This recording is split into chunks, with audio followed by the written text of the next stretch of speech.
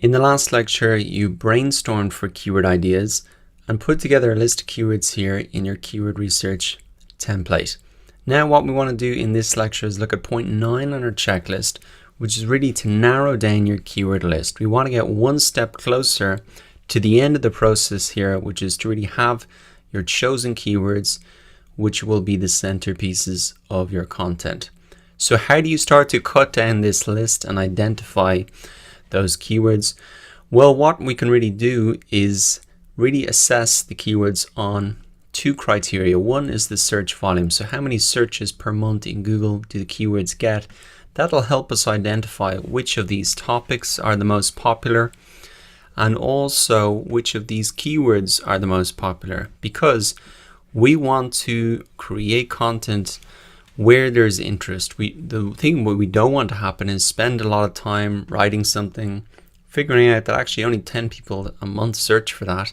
We'd be much better off investing the same amount of time and energy into a keyword that maybe gets 1,000 searches per month.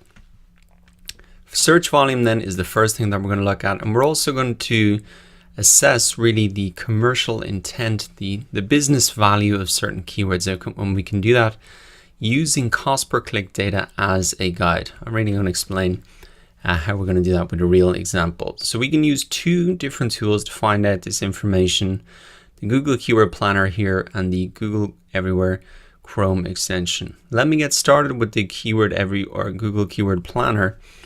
Essentially, the process is going to be the exact same. We just take our list of keywords, pop it in here, and we're going to get our search volume and cost per click data.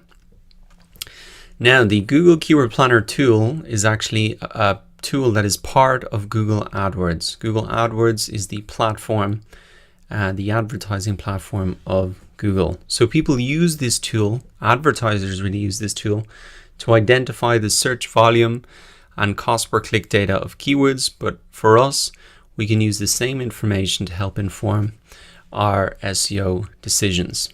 Now, once you arrive into the Google Keyword Planner tool, you'll be faced with this particular screen here. Now, one thing to note is when you do sign up to Google AdWords, you can do it with a Gmail account. It's absolutely free to do. You may see that you are being asked to set up a campaign. You don't need to do that. You can actually skip through that process. There's like a button at the top of the button to do that. And then you want to be really coming into Tools and Keyword Planner. If you have any trouble with that at all, don't worry so much, because we can do essentially the same thing in this Keyword Everywhere extension tool. So that's an alternative. One thing that I did want to say is you can use the Keyword Planner tool actually as a brainstorming tool as well. So we're going to get the search volume here in this drop down, but we can use it for brainstorming as well. Essentially the exact same way. You can just type in the keyword and click Get Ideas here. And you'll get a whole list of similar suggestions that we saw before. The reason that I didn't want to start your keyword brainstorming here is that you can see a lot of the terms are very closely related.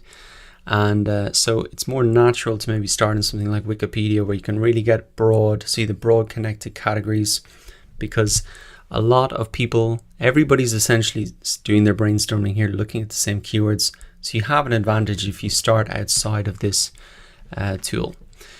With that said, let us come down to the search volume here. All we're going to do is really copy our list of keywords that we've already got done.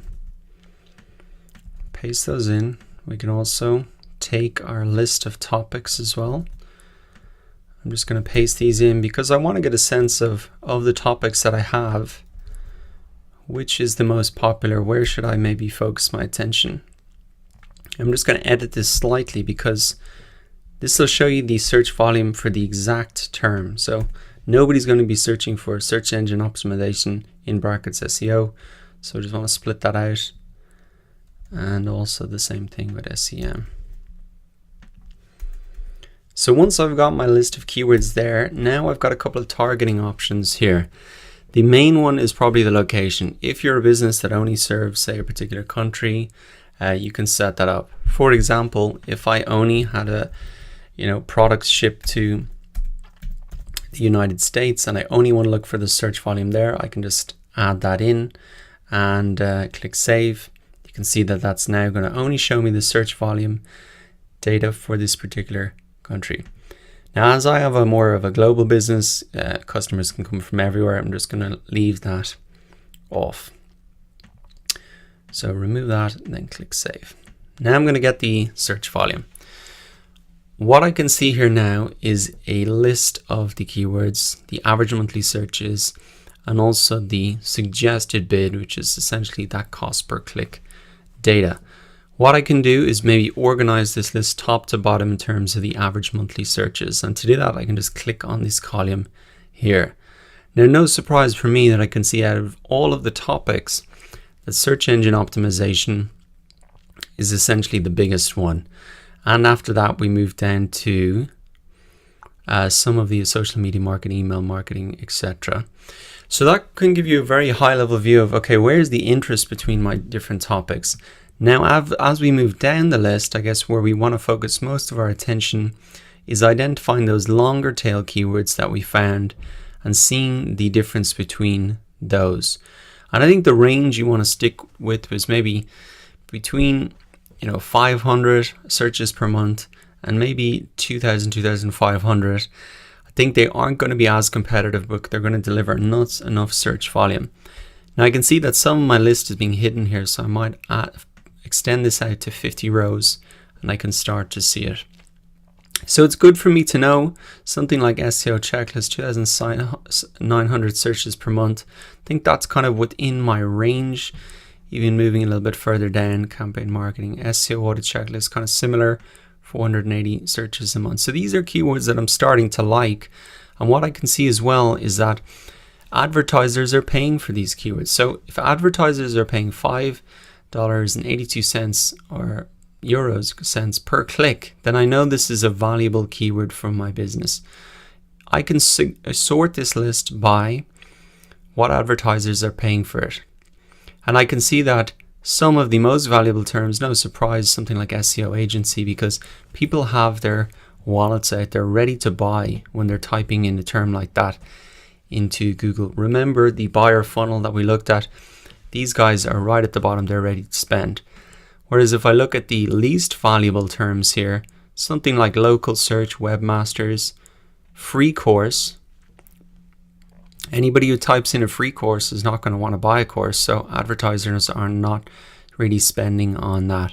And something like local search, you can even type any keywords into Google if you're not quite sure what they're talking about. So local search, you can see there is one ad there for it, so somebody's spending money on that. They're spending, let's see, 78 cents. But you can see a lot of it is quite general and broad, and maybe those people are not quite far down the buyer funnel. Essentially, you want to assess then the keywords based on average monthly searches and suggested bids. And you can do essentially the exact same thing with the Keyword Everywhere Chrome extension. You take the same list. What you can do is really, instead of pasting it into the Google Keyword Planner, you just click on the icon here in your browser. You can see that there is a place to paste in the keywords. You can take the keywords from your list, copy those in and paste those in, and you can get the search volume and cost per click. Now, the one caveat with this tool is that it doesn't do the location targeting as well. You can change your settings, and I'll show you how to do that. But it only really shows search volume for these different countries for the moment. I think they're adding a lot every single time, but the targeting is much better in the Google Keyword Planner tool. You can narrow it down to specific cities even. So that's essentially the one caveat that there is between the tools. So have a look at those two different tools. The keywords that I'm starting to like now are these ones within the 500 the range, the couple that I pointed out there. So what I'm going to do is essentially come to my checklist here. I can take the information straight from here. So I'm actually just going to copy this back in. And essentially I want to add this information in here. So let me take this, copy this, paste those in there, get the search volume. I can copy all of these here 41 rows. I can just paste this back in here. And now you can see I've got the search volume, etc. Delete this row, don't need it. And I can start to look at the keywords that I particularly like. So looking at some of them, I'm just going to highlight some of these here. I'm actually going to highlight the, there we go, easier to see. Best practices, that's kind of an interesting one. Checklist 2016, interesting for websites. So there might be some discrepancy between these tools in terms of search volumes. I think I saw that as 30 in the Keyword Planner. These tools aren't 100% accurate. None of them are. You can really use them as a guideline. SEO audit checklist is another one I like. So now I'm starting to narrow down my list based on the search volume. And I suggest you do the same. You can just really highlight them here in your keyword research template. Next up, we're going to move to the final step in our keyword research process, choosing our target keywords. So I'll see you there.